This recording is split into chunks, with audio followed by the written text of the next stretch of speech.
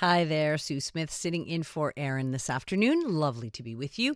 And it's time to talk politics, Canadian politics and separation, but not in Quebec.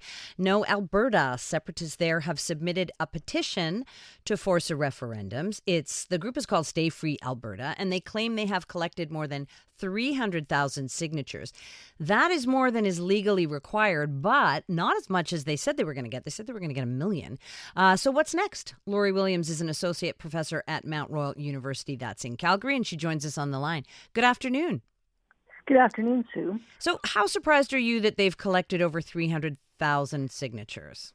I'm not shocked by it. I mean, there was some question based on some of the signals that we were getting that perhaps they weren't going to make that threshold, but they've exceeded the number according to their own information. And some, unfortunately, now are raising questions about whether the leaked electors lists might have helped them to get to that threshold. Right. So I was going to ask you how legit that is. Is there a way that you can easily sum up those accusations? Well, so the problem is that a separatist group, not the Stay Free Alberta folks, but these folks have appeared on stages together. They share the general objective of separation, but they disagree about what that means, or who should be in charge, or how we ought to proceed on things. So there are lots of disagreements amongst them, but there are lots of they're sharing a lot of information on an ongoing basis. And so, there are huge questions because this very detailed, personal, private information has been out online, searchable by anybody who wanted to access it for weeks. Mm-hmm. It's been shut down now, but of course the list is out there and potentially still being used by other malign actors. Okay. All right. So let's just set that aside for now because I'm sure there will be questions about it. But let's just take that number at face value, 300,000 signatures. So what does this mean in terms of a referendum?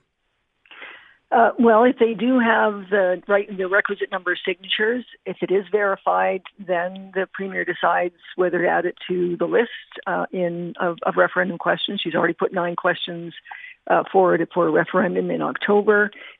She could add this question to the list, or she could add one slightly different wording to the list. Some are speculating that she might want to put, do you want a sovereign and independent Alberta within a united Canada? That might be the referendum question that she puts on the list. But none of that can happen until the current court decision, which has suspended counting and verification of those signatures. Because of that data breach. Down.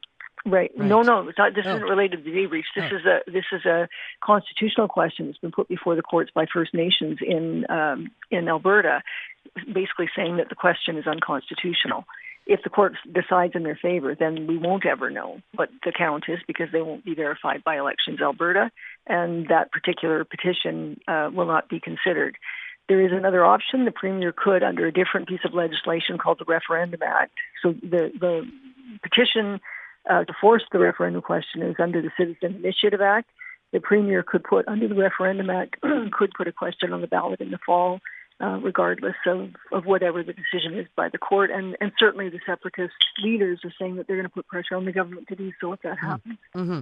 Okay, so sorry, I don't know if I'm getting lost in the weeds here, but so what was the question that was asked? Then is not the question the question that they have want to put on the ballot is, do you want Alberta to become sovereign and sovereign country or separate from Alberta? I don't have it in front of me. I'll get it for you. Okay, but not within the United Canada and all that and all of that. No, very different question than what the Premier has been talking about. Right.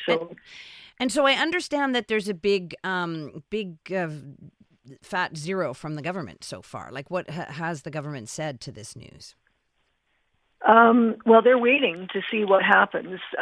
It must be said that the government has made it easier for this particular referendum question to come forward. There was another referendum petition that has already been signed that reached almost 500,000 signatures, asking if people wanted to remain within Canada, and that one passed, and over 400,000 signatures were verified in that case. Mm-hmm. This one requires fewer signatures and had longer to collect the signatures, and now we're hearing about this electors list having been leaked and so forth. And so it looks like the government does want this question to be on the ballot. Certainly has made it easier for this one to be on the ballot in the fall, and it's been halted for the moment by the court injunction suspending the counting until the constitutional question is settled. And why would they want it on the ballot, in your view? I mean, is it to sort of settle this? Because it's definitely making a lot of noise.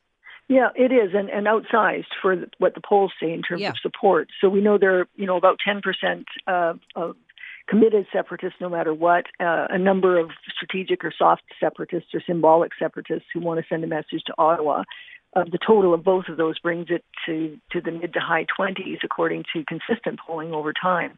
And the reason the Premier is looking at this is because she doesn't want to suffer the fate of Jason Kenney.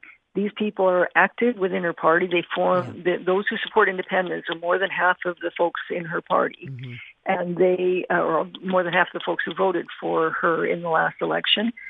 She doesn't want to be forced out as Premier or have a leadership review as Jason Kenney did. She doesn't want to split into a separate party, and in order to avoid that, she's trying to placate the folks that are putting pressure on her to ask the question, and I've got it in front of me now. It says, do you agree that the province of Alberta should cease to be a part of Canada to become an independent state? Wow. Okay, very dramatic.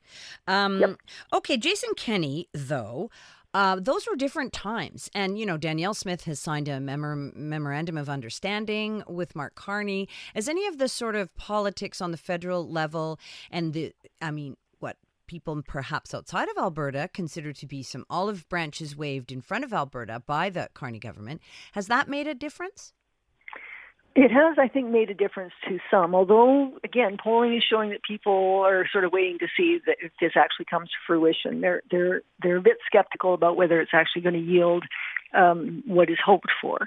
But there's no question, Danielle Smith got a standing ovation in a meeting of business and oil and gas executives in Calgary right after the memorandum of understanding was signed. Mark Carney got a standing ovation at that. There are certainly people that are very hopeful that this will move in a more positive direction.